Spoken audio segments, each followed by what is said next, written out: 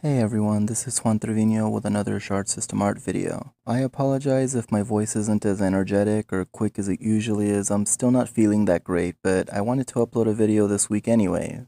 I figured I'd go for something a little more familiar, something more calming to me, and something that I wouldn't need to exert too much energy on, and that would be the Shard System characters. These characters have been with me for the last 3 years, and I feel really comfortable just talking about them. I wanted to draw a few of them for this video, but my frustration got the best of me when I was starting the second one, so today I'm gonna focus on Jessica Jolt Tondera. The idea for Jolt came around during my last weeks of college back in 2013.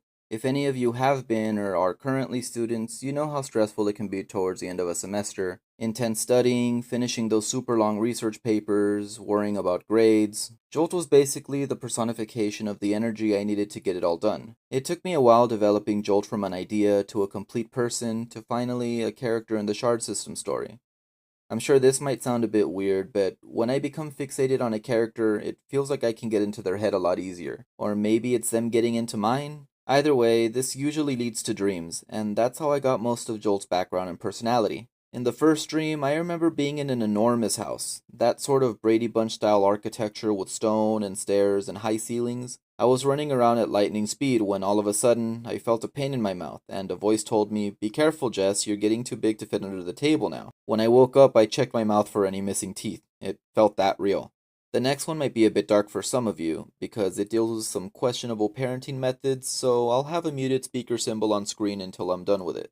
You know that game red light, green light? You say green and the others are free to run, but when you say red, everybody needs to stop. Well, Jolt was an excitable little kid, and Mr. and Mrs. Tondera had to teach her control somehow. I saw myself as little her in a room with her parents.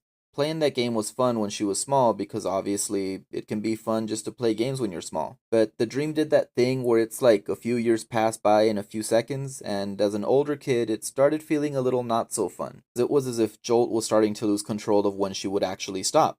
It wasn't up to her, it was up to whoever said red light now.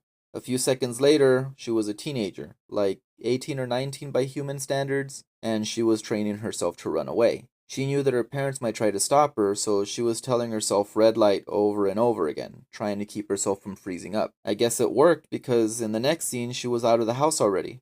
It was unusually calm to be out, despite all of the scary stories I feel like Jolt had heard as she was growing up, but that feeling of calm didn't last long. I woke up when she passed out on the road. So long story short, Jolt's parents were doing some stuff for her own good when she was younger, but I guess she felt like they took it a bit too far as she was growing older, and it led her to run away from what she felt was too controlling of an environment. Unfortunately, this led to her short-circuiting on her own, which I guess is like the lightning elemental version of narcolepsy. In time, I was able to tie in Jolt's story with the Shard System story by having her wake up after that short circuit in the Shard Mansion, or I don't know what I'm calling it, honestly. I still have all these ideas running through my head, but either way, that's how she shows up. And at the point in time where the Shard System story actually starts, Jolt is the first one you're introduced to because she's the only one who was fast enough to react when the mansion came down.